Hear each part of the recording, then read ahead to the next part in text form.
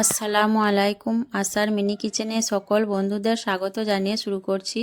আজকে আমি নিয়ে এসেছি বেগুনের নিরামিষ রেসিপি। হাতে যদি আপনাদের সময় কম থাকে তাহলে এই রেসিপিটা বানিয়ে নিতে পারবেন। খুবই কম সময়ের মধ্যে বানিয়ে নিতে পারবেন এবং খুবই সহজ রান্না একটি। আর গরম ভাত, রুটি, পরোটা সব কিছুর সাথেই কিন্তু পরিবেশন করতে পারবেন। আর সাধারণ একটি রান্না হলেও খেতে কিন্তু অসাধারণ লাগে। তো চলুন আজকের এই বেগুনের নিরামিষ রেসিপিটি দেখে নেওয়া যাক। আর যারা নতুন বন্ধু আমার ভিডিওটি দেখছেন, ভালো লাগে তাহলে অবশ্যই আমার চ্যানেলটিকে সাবস্ক্রাইব করে আমার পাশে থাকবেন। বেগুনের নিরামিষ রেসিপি বানানোর জন্য দেখুন এখানে আমি একটা 300 গ্রাম ওজনের বেগুন নিয়েছি। প্রথমে আমি বেগুনটাকে কেটে নেব। তো দেখুন বেগুনের মুখটাকে আমি প্রথমে কেটে বাদ দিয়ে দিচ্ছি। তারপর আমি বেগুনটাকে মাঝ বরাবর কেটে নেব।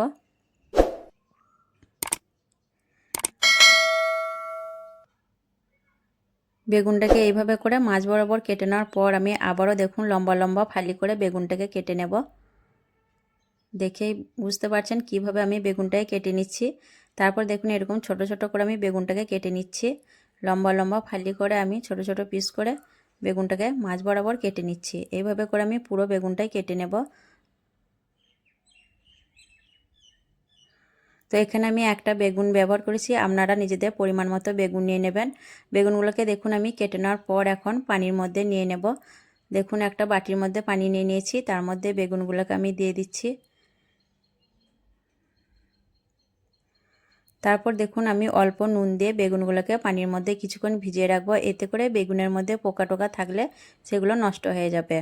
তারপর আমি খুব ভালোভাবে বেগুনগুলোকে ধুয়ে নেব। বেগুন কেটে নেওয়ার পর দেখুন এখানে আমি দুটো মিডিয়াম সাইজের আলু খোসা ছাড়িয়ে ভালো করে ধুয়ে নিয়েছি। দিয়ে আমি আলুগুলোকে কেটে নেব।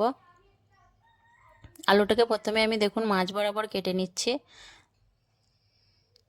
তারপর আমি আলুটাকে লম্বা রেখে আর একটু পাতলা করে কেটে নেব। যেমন আমরা মাছ রান্নার জন্য আলু কাটি সেভাবে করে আমি আলুটাকে একটু পাতলা করে কেটে নেব। দুটো আলুকে আমি দেখুন এইভাবে লম্বা আর একটু পাতলা করে কেটে নিচ্ছি। এইভাবে আপনারাও কেটে নিতে পারবেন। আর এখানে আমি 300 গ্রাম বেগুন আর দুটো আলু নিয়েছি, আপনারা আপনাদের পরিমাণ মতো নিয়ে নেবেন। আলুগুলোকে দেখুন আমি দুটো আলুকে এইভাবে লম্বা আর একটু পাতলা করে কেটে নিয়েছি। এখন আমি আলুগুলোকে খুব ভালোভাবে ধুয়ে নেব, তারপর আমি রান্নার দিকে চলে যাব। রান্নার জন্য আমি গ্যাস অন করে কড়াই বসিয়ে দিয়েছি। প্রথমে আমি শুকনো খোলায় কিছু মশলা ভেজে নেব। তার জন্য দিয়ে দিচ্ছি ছোট চামচে 1 চামচ মৌরি, 1 চামচ গোটা জিরে, 1 চামচ গোটা ধনে, 6-7টা দিয়ে দিচ্ছি গোলমরিচ, দুটো শুকনো লঙ্কা আর দিয়ে দিচ্ছি 3টে এলাচ। দিয়ে আমি মিডিয়াম ফ্লেমে মশলাটাকে বেশ ভালোভাবে ভেজে নেব। যতক্ষণ অবধি মশলা থেকে সুন্দর একটা ফ্লেভার বেরিয়ে আসছে ততক্ষণ মশলাটাকে আমি ভেজে নেব। আর মশলাটা কিন্তু খুব বেশি পুড়িয়ে ফেলা যাবে না, তাহলে মশলার যে একটা ফ্লেভার সেটা নষ্ট হয়ে যাবে। মিডিয়াম ফ্লেমে মশলাটাকে ভেজে নিতে হবে। কয়েক সেকেন্ড ভেজে নেওয়ার পর মশলা থেকে খুব সুন্দর একটা ফ্লেভার চলে এসছে। এখন আমি মশলাটা কড়াই থেকে নামিয়ে নিয়ে ঠান্ডা হতে দেব। তারপর আমি মশলাটাকে গুঁড়ো করে নেব। তারপর আমি রান্নার জন্য কড়াইয়ের মধ্যে দিয়ে দিচ্ছি পরিমাণ মতো সর্ষের তেল। তেলটা আপনাদের পছন্দ মতো বাড়ি কমে দিতে পারেন। তারপর আমি দিয়ে দিচ্ছি ছোটো চামচে 1 চামচ কালো জিরে, আর এখানে আমি দুটো কাঁচা লঙ্কা আর 1 ইঞ্চি মতো আদা থেতো করে রেখেছিলাম, সেটা তেলের মধ্যে দিয়ে দিচ্ছি। দিয়ে আমি নাড়াচাড়া করে আদা আর কাঁচা লঙ্কাটাকে একটু ভেজে নেব। আপনারা যদি এই রেসিপিটা আমিষ বানাতে চান তাহলে তেলের মধ্যে পেঁয়াজ রসুন দিতে পারেন। যেহেতু আমি নিরামিষ বানাচ্ছি তার জন্য দিইনি। ভালোভাবে একটু ভেজে নেওয়ার পর এখন আমি এই তেলের মধ্যে দিয়ে দেবো কেটে রাখা আলুগুলো। আলুগুলো দেওয়ার পর আমি বেশ ভালোভাবে আলুটাকে ভেজে নেব। আলুটা একটু ভেজে নিলে খেতে কিন্তু বেশ ভালো লাগবে। আর আলুগুলোকে দেখুন আমি হাই হিটে ভেজে নিচ্ছি। যতক্ষণ অবধি আলুর গায়ে সুন্দর একটা কালার চলে আসছে ততক্ষণ অবধি আমি আলুটাকে ভেজে নেব। 4-5 মিনিটের মতো আলুগুলোকে ভেজে নেওয়ার পর দেখুন আলুর মধ্যে খুব সুন্দর একটা কালার চলে এসছে। আলুগুলোকে আমি আর এর থেকে বেশি ভাজবো না। এখন আমি এর মধ্যে দিয়ে দেবো আগের থেকে কেটে রাখা বেগুনগুলো। বেগুনগুলো দেওয়ার পর আমি এই পর্যায়ে দিয়ে দিচ্ছি 1/2 চামচ নুন আর দিয়ে দিচ্ছি 1/2 চামচের মতো হলুদের গুঁড়ো। দিয়ে আমি বেশ ভালোভাবে নাড়াচাড়া করে কিছুক্ষণ ভেজে নেব, যাতে আলু আর বেগুনের মধ্যে নুন হলুদটা ভালোভাবে মিশে যায়। আর বেগুনের এই নিরামিষ রেসিপিটা আপনারা একবার অবশ্যই বাড়িতে বানিয়ে দেখতে পারেন। খুবই সহজ এবং অল্প সময়ের মধ্যে রান্নাটা করা যায়, আর খেতেও কিন্তু অনেক মজার হয়। গরম ভাত, রুটি, পরোটা সব কিছুর সাথে কিন্তু বেশ তৃপ্তি করে খেতে পারবেন। হাতে সময় কম থাকলে বা যে কোনো দিন এবং নিরামিষ দিনেও এই রান্নাটা খুব সহজেই করে নিতে পারবেন। 2-3 মিনিটের মতো আমি নাড়াচাড়া করে নিয়েছি আলু আর বেগুনটাকে। আর এই রান্নাটা কিন্তু আমি পানি ব্যবহার করব না, পানি ছাড়াই রান্নাটা করে নেব। তার জন্য দেখুন আমি নাড়াচাড়া করে নেওয়ার পর এখন এক কাছে করে দিলাম আলু আর বেগুনগুলোকে। আমি ঢাকনা দিয়ে 5 মিনিটের মতো হতে দেবো, এতে করে আলু বেগুন খুব ভালোভাবে সেদ্ধ হয়ে যাবে।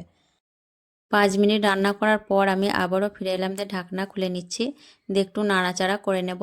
আর বেগুনটা দেখুন অনেকটাই নরম হয়ে গেছে, যেহেতু বেগুন সেদ্ধ হতে খুব বেশি সময় লাগে না। 5 মিনিট রান্না করার পরই দেখুন বেগুনটা অনেকটাই নরম হয়ে গেছে। এখন আমি একটু নাড়াচাড়া করে আলুটাকে দেখে নেব কতটা সেদ্ধ হয়েছে।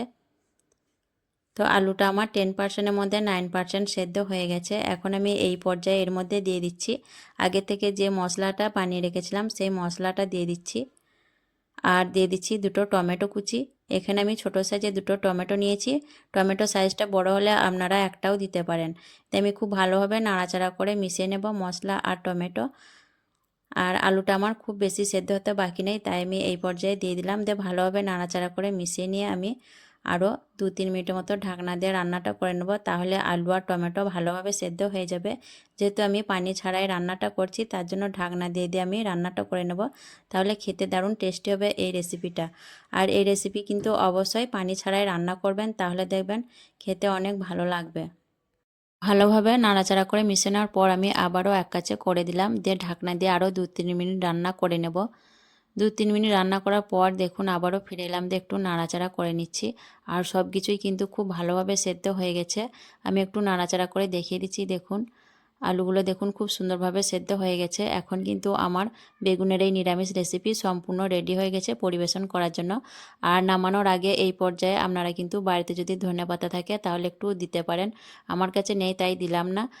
সম্পূর্ণ আমার রেসিপিটা রেডি হয়ে গেছে। এখন আমি রেসিপিটাকে চুলা থেকে নামিয়ে নেব, দিয়ে আপনাদের পরিবেশন করে দেখিয়ে দেব। আর দেখুন মাশাআল্লাহ দেখতে কতটা লোভনীয় হয়েছে, আর খেতেও কিন্তু অনেক মজার এই রেসিপিটা। দেখুন আমি পরিবেশন করে আপনাদের দেখিয়ে দিচ্ছি। আর আপনাদের হাতে সময় যদি কম থাকে অবশ্যই এই রেসিপিটা একবার বানিয়ে দেখতে পারেন। খুব কম সময়ের মধ্যে কিন্তু মজা করে খেতে পারবেন। তো আজকের এই বেগুনের নিরামিষ রেসিপি কেমন লেগেছে অবশ্যই কমেন্টে জানাবেন। ভালো লাগলে লাইক করবেন, শেয়ার করবেন, আর আমার চ্যানেলটিকে সাবস্ক্রাইব করে আমার পাশে থাকবেন। আসবো আবারও অন্য কোনো রেসিপি নিয়ে। সকলে ভালো থাকবেন, সুস্থ থাকবেন। আল্লাহ হাফেজ।